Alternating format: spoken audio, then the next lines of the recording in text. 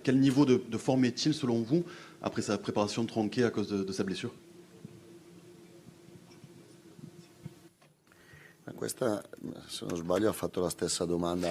Vous avez fait la même question à Matorelli. Je n'aime pas trop cette question parce que Paixão, ça fait que 2 ans qu'il s'est blessé. Il n'est pas dans une condition qui est optimale.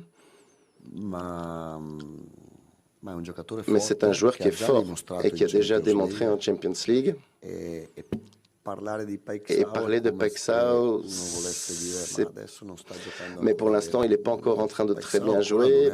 Paixão n'est pas encore à 100% de sa condition, parce que quand il est resté 2 mois donc sans jouer, c'est normal qu'il n'est pas à 100% de sa condition physique. Donc si vous suivez le football, je pense que vous le savez aussi. Et donc, j'aime pas trop comme question.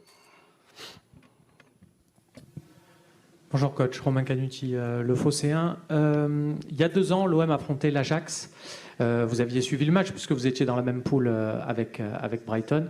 Et à l'aller comme au retour, Pierre-Emerick Aubameyang avait été particulièrement inspiré contre cette équipe.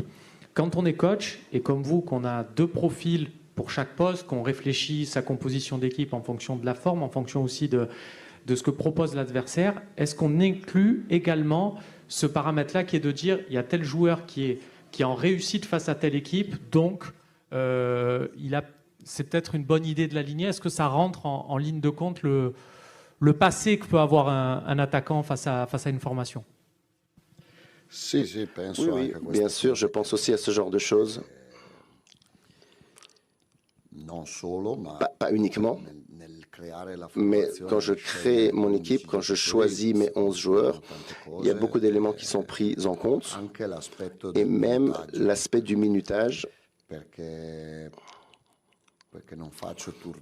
Je ne fais pas autant de changements juste pour faire des changements. Je fais des changements pour essayer de comprendre le nombre de minutes qui ont été jouées.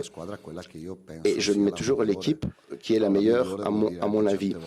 Mais la meilleure, ça veut aussi dire essayer de préserver un joueur qui joue beaucoup de matchs.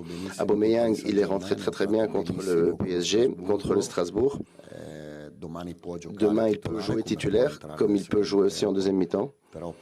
Mais Pierre Aubameyang, c'était une valeur ajoutée excellente pour Marseille et physiquement, lui, il est très très bien.